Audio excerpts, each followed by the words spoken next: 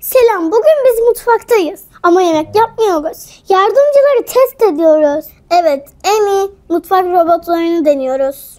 Yoğuran var, kesen var, hatta dondurma yapan biri var. Hazırsan başlıyoruz.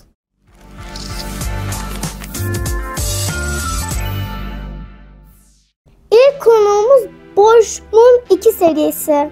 Bu model yoğurma ustası. 700 watt motoru var.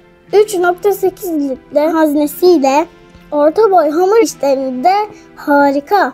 Hamur kancası, çırpıcı ve karışım aparatıyla geliyor. Kek, ekmek, kurabiye hamuru yapanlar için birebir.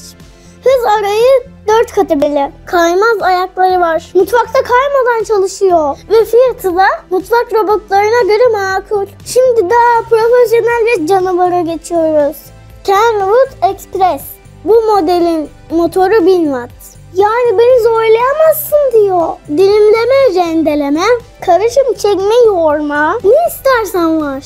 3 litrelik haznesiyle aynı anda salata ve kek yapabiliyorsun. Paslanmaz çelik bıçakları var. Hız ayarı, turbo modu da mevcut.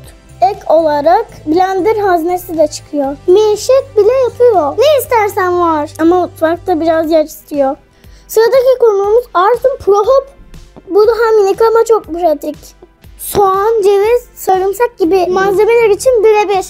Büyük şeylerle uğraşmayanlar için. Bıçakları çelik, motor sessiz. Ufak ama mini robot diyebiliriz. Ama dikkat! Sulu şeylerde taşma yapabilir. Geldik efsaneye. KitchenAid Artisan. Bu model mutfak robotlarının Ferrari'si. 300 watt gibi düşük görünen ama inanılmaz torku var. 4.8 litrelik dev haznesi bir oturuşta 2 tepsi kurabiye yapıyor. 10 farklı hız seviyesi var. Yoğurt aparatları bile var. Görünüşü tam bir göz banyosu ama fiyatı birazcık tuzlu. Gerçek mutfak aşıklar için birebir. Sıradaki konuğum Shepherd Chef Pro. Uygun fiyatlı ama fonksiyonel bir model arayanlar için Shepherd biçilmiş kaptan.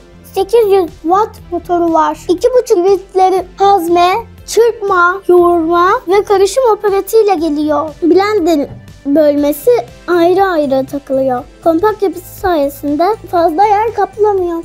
Yeni evli ya da öğrenci evi için ideal. Yoğurt yapan, kek yapan, salata doğrayan hepsinin yeri ayrı. Boş, sade ve güvende. Kenwood tam performans canavarı. Arzu minik ama pratik. KitchenAid tasarım ve gücün zirvesi. Şifre ise fiyat ve performans ürünü. Karar sizin. Hangi robotu kullanmak isterdiniz? Videoyu beğendiyseniz beğen tuşuna basmayı unutmayın. Abone olun, yorum yazın ve bizi takipte kalın. Yeni tariflerde buluşuruz. Bye bye. Hoşça kalın.